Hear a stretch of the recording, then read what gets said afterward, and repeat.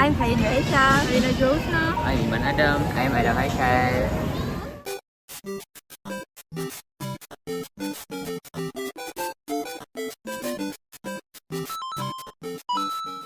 Do you guys want to know more about orangutans? Let's go. But before that, for your information, many animal species are considered endangered due to habitat loss and reduced genetic diversity. Currently, all three species of orangutans, which is Borneo orangutans, Sumatran orangutans, and Tapanuli orangutans, are classified critically endangered by the International Union of Conservation for Nature (IUCN). The scientific name for the Borneo orangutans are Pingopygmaeus, while the scientific name for the Sumatran orangutans are Pongo abeli, and they are locally known as orangutans. Did you guys know there are fewer than 70,000 Borneo orangutans, around 40,000 Borneo Sumatran orangutans, and only about 800 Tapanuli orangutans are left in the wild? Besides that, orangutans are the largest tree-dwelling animals and the second largest non-human grade apes after gorillas. And adult female orangutans can typically weigh around 40 kg and stands about 110 cm tall. The Borneo orangutans differs in appearance from the Sumatran orangutans, which Borneo orangutans have darker fur that ranges from maroon to dark red, wider facial structures, and the males often have prominent flanges. These orangutans native to the island of Borneo and primarily inhabit lowland forests and tropical rainforests.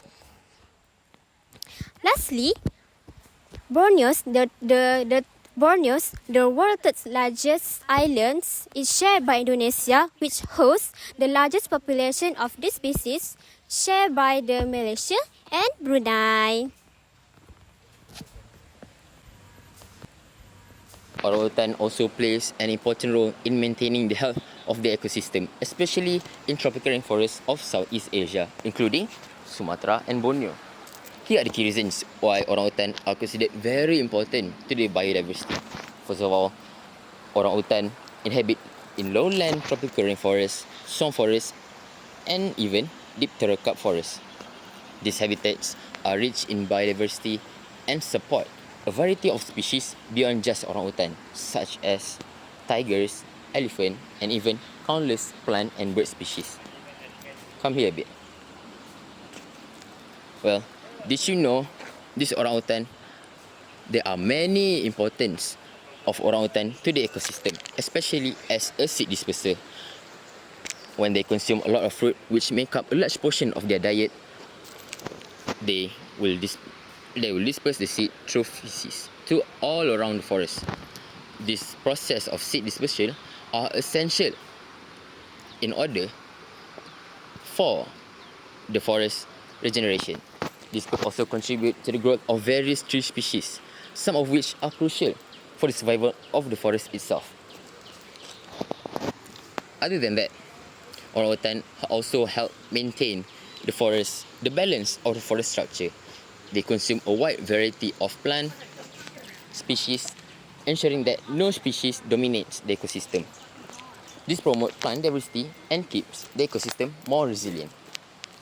Moreover, orangutan indirectly contribute to the carbon sequestration. Well, do you know what is carbon sequestration?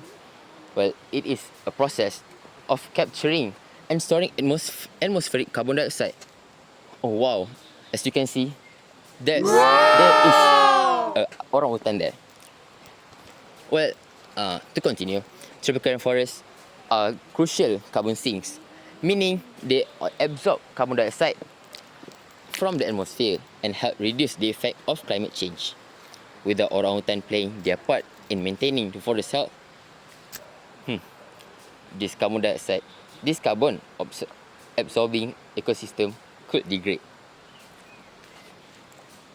Very cute. Well, as much as these lovely animals contribute so much to our lives, unfortunately, our actions are the reason they are slowly disappearing from this cruel world. Over the past few decades, the populations of orangutans has decreased by at least 55%.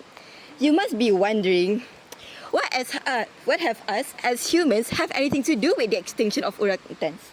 Well, there are several factors which leads to this exact phenomenon. The first problem is the increase of demand of palm oil, which leads to unsustainable palm oil production. As time goes by, the demand of palm oil has increased, which leads to the need of faster production. Hence, the conversion of forests to palm oil plantations happens, causing numerous orangutans to be displaced by their current habitat.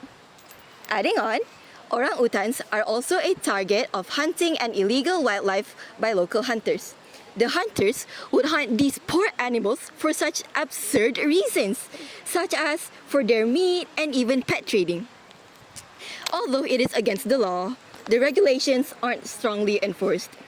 Lastly, habitat loss and deforestation. This is due to the increase in human population, hence increasing the demand of raw materials and jobs regarding it. Hence, forest has been cut down for agriculture, mining, roads, and other development. Oh wait, hello? Guess, where am I? I'm at Zunagara. Do you guys know that Zunagara is actually one of the actions that has been done for conservation of orangutan? Zunagara provides proper care, nutrition, and medical attention for orangutans. Let's look for another orangutan care center.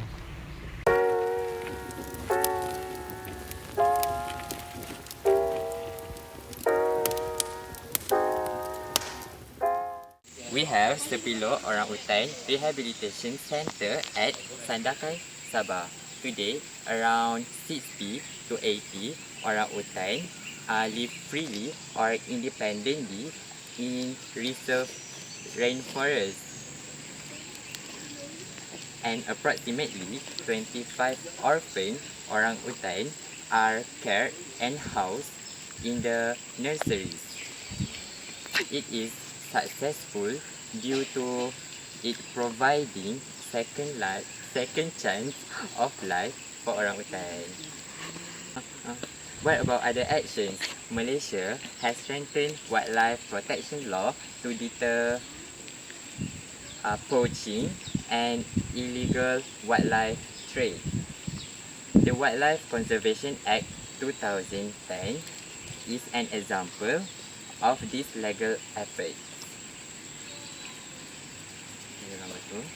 Hence, the success of law enforcement efforts has been limited. Habitat loss due to illegal logging remains a significant challenge, and also weak enforcement in remote areas can hinder the effectiveness of these laws.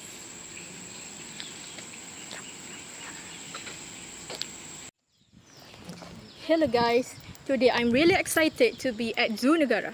Here, we have the amazing opportunity to connect with wildlife, especially the incredible orangutan. As the last person to speak today, I want to leave you with some important thoughts on legislation and policy advocacy for orangutan conservation.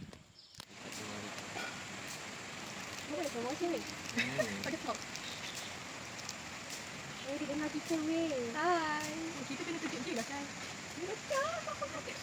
Sekejap. Inilah. Yalah dia malu.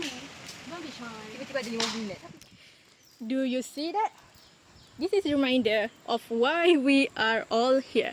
Orangutans are not just the fascinating creatures, but they are the vital for our ecosystem. However, they are facing serious threats primarily due to habitat destruction, illegal logging, and the expansion of palm oil plantation, like how Khairin explained before. To combat these challenges, effective legislation and strong policy advocacy are crucial. Laws like the Endangered Species Act, the international agreement like CITES, play a significant role in protecting orangutans and their habitats. These legal frameworks help regulate activities that threaten their survival and promote conservation efforts. Come, follow me. But having the strong laws is just the beginning. We need passionate advocates like all of you to push for better enforcement and more comprehensive protection. This means speaking up and reaching out to our local representative when we advocate for policies and prioritize conservation. We can influence decisions that affect orangutan habitats directly. Okay. Organisation and group working tirelessly for orangutan conservation rely on public support. Your voice matters. By engaging in advocacy efforts, attending local meetings, and even starting conversation in your community, you can help create a groundswell of support for orangutan protection. It is also essential to educate yourself and others about the importance of sustainable practices. This means understanding the impact of our choice, like the product we buy, and supporting sustainable palm oil initiatives. Every action we take can help protect orangutan habitats. As I wrap up, I encourage each of you to think about what you can do to advocate for orangutan conservation, whether it is contacting your representatives, participating in awareness campaign, or simply spreading the word about the challenges that orangutan faces right now. Every effort will count day by day. That's all from me.